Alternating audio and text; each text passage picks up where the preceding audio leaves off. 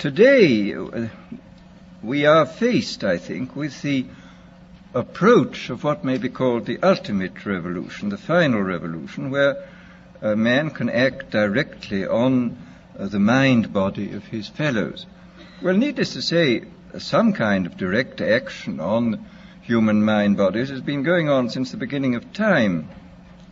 But this has generally been of a violent nature. The techniques of terrorism have been known from time immemorial, and people have employed them with more or less ingenuity, sometimes with the utmost crudity, sometimes with a good deal of skill acquired by a process of trial and error, finding out what the best ways of using torture, imprisonment, constraints of various kinds. But as I think it was Metternich said many years ago, you can do everything with bayonets except sit on them. That if you are going to control any population for any length of time, you must have some measure of consent. It's exceedingly difficult to see how pure terrorism can function indefinitely. It can function for a fairly long time, but I think sooner or later you have to bring in an element of persuasion, an element of getting people to consent to what is happening to them. Well, it seems to me that the nature of the ultimate revolution with which we are now faced is precisely this, that we are in process of developing a whole series of techniques which will enable the controlling oligarchy, who have always existed and presumably always will exist, to get people actually to love their servitude. This is, seems to me, the ultimate in malevolent revolution, shall we say. And that there seems to be a general movement in the direction of this kind of ultimate revolution, this method of control by which people can be made to enjoy a state of affairs which, by any decent standard, they ought not to enjoy. The enjoyment of servitude. And first, let me talk about a little bit about the improvement even in the techniques of terrorism. I think there have been improvements. Pavlov, after all, made some extremely profound observations, both on animals and on human beings.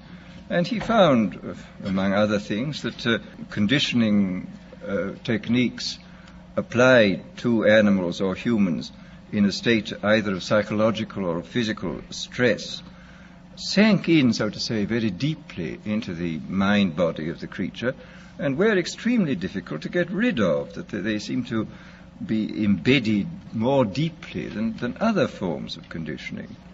In this context, I would like to mention the extremely interesting chapters in Dr. William Sargent's Battle for the Mind, where he points out how intuitively some of the great religious teachers, leaders of the past, hit on the Pavlovian method. He speaks specifically of Wesley's method of producing conversions, which were essentially based upon a technique of heightening psychological stress to the limit by talking about hellfire, and so making people extremely vulnerable to suggestion, and then suddenly releasing this stress by offering hopes of heaven. And this is a very interesting chapter of showing how completely, on purely intuitive and empirical grounds, a skilled natural psychologist, as Wesley was, could discover these Pavlovian methods. Well, as I say, we now know the reason why these techniques worked, and there is no doubt at all that we can, if we want to, carry them much further than was possible in the past. And of course, in the recent history of brainwashing, both as applied to prisoners of war and to the lower personnel within the Communist Party in China, we see that the Pavlovian methods have been applied systematically and evidently with extraordinary efficacy. I mean, I think there can be no doubt that by the application of these methods, a very large army of totally devoted people has been created.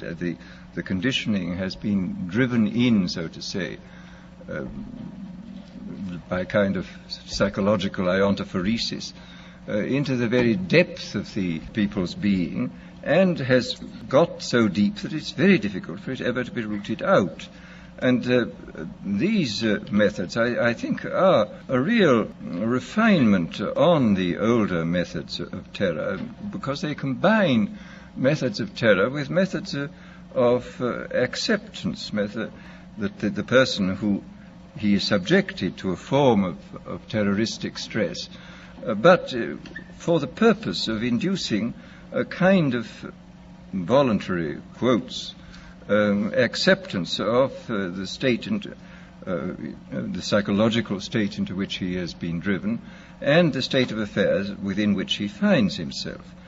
So that, as I say, there has been, I think, a definite improvement, shall we say, even in the techniques of terrorism. Well, then we come to the consideration of other techniques, of non-terroristic techniques for inducing consent and for inducing people to love their servitude. First of all, there are the methods connected with straight suggestion and hypnosis. I think we know much more about this subject than was known in the past. People, of course, have always known about suggestion, and although they didn't know the word hypnosis, they certainly practiced it. But we now, I think, know pretty clearly the sort of statistical structure of a population in regard to its suggestibility. It's very interesting when you look at the findings in different fields. I mean, in the field of hypnosis, in the field of administering placebos, for example, in the field of general suggestion in states of drowsiness or of light sleep, you will find the same sorts of orders of magnitude continually cropping up.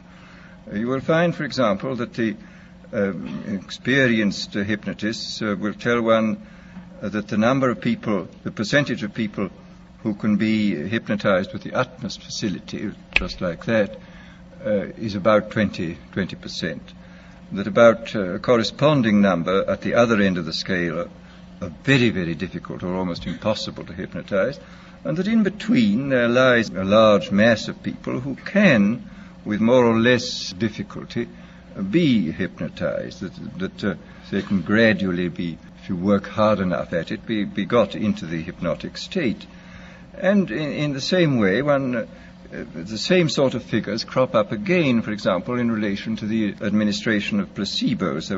A big experiment was carried out 3 or 4 years ago in the General Hospital in Boston on post-operative cases where several hundred men and women suffering comparable kinds of pain after serious operations were given injections whenever they asked for them, whenever the pain got bad, and the injections 50% of the time were of morphia and 50% of the time were of distilled water.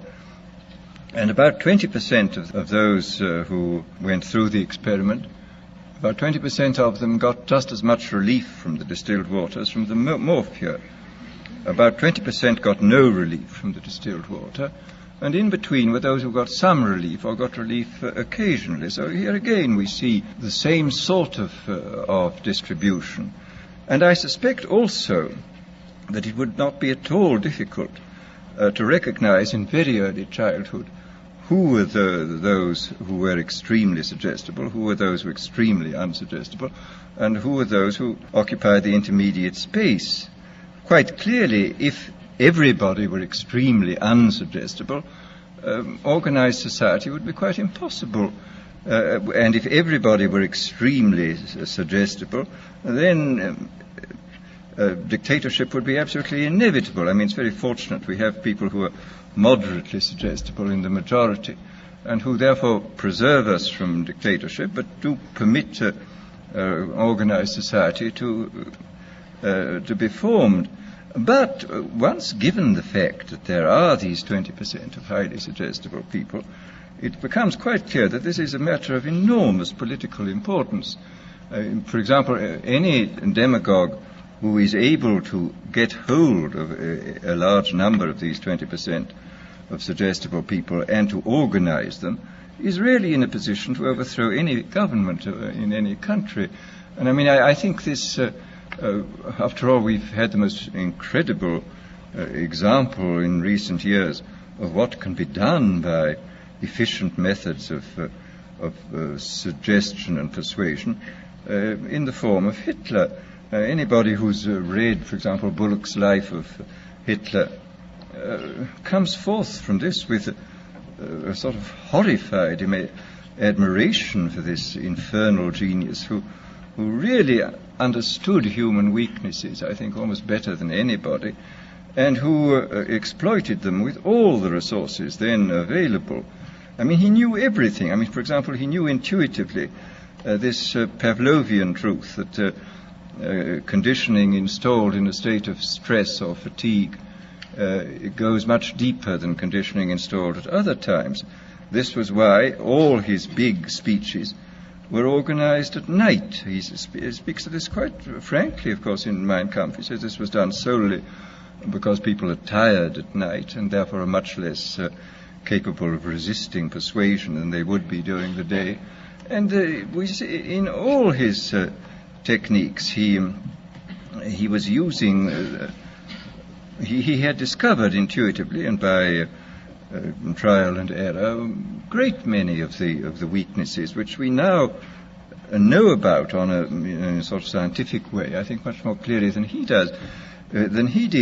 But the fact remains that this differential suggestibility, this susceptibility to hypnosis, I do think is something which has to be considered very carefully in relation to any kind of thought about democratic government. I mean, if there are 20% of the people who can really be suggested into believing almost anything, as evidently they can be, then we have to take extremely careful steps to prevent the rise of demagogues who will drive them on into extreme positions and then organize them into very, very dangerous armies, private armies, which may overthrow the government. Well, this, as I say, is in this field of pure persuasion. I think we do know much more than we did in the past, and obviously we now have mechanisms for multiplying the demagogue's voice and image in a quite hallucinatory way. I mean, the television and the radio.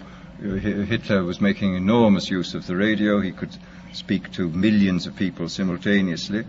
I mean, this alone, of course, creates an enormous gulf between the modern and the ancient demagogue. The ancient demagogue could only appeal to as many people as his voice could reach by the yelling at his utmost, but the modern demagogue can touch literally millions at a time, and of course with the multiplication of his image, he can produce this kind of hallucinatory effect, which is of enormous hypnotic and suggestive importance. In these techniques, where the object of application is the human being, you're obviously up against the most dangerous situation. And what will be the temptation for those in power? I mean, after all, we pray regularly not to be led into temptation, and this is a very profound and important prayer. I mean, experience sadly shows that if we are tempted long enough and strongly enough, we almost invariably succumb, and that the whole process of setting up a decent society is essentially setting up a society in which temptations to abuse power and shall be reduced to a minimum. But these new techniques, I think, do constitute a series of very powerful temptations, which to those in authority may finally turn out to be irresistible. I hope not, but I think what you say is something which we have to think about. I mean, that this might be applied with justification, as you say, in the highest patriotic and moral terms, even in democratic societies. I trust not, but one never knows. In our world, there will be no emotions except fear, rage, triumph, and self-abasement. The sex instinct will be eradicated. We shall abolish the orgasm. There will be no loyalty except loyalty to the party. But always there will be the intoxication of power. Always, at every moment, there will be the thrill of victory, the sensation of trampling on an enemy who is helpless. If you want a picture of the future, imagine a boot stamping on a human face forever. The moral to be drawn from this dangerous nightmare situation is a simple one. Don't let it happen. It depends on you.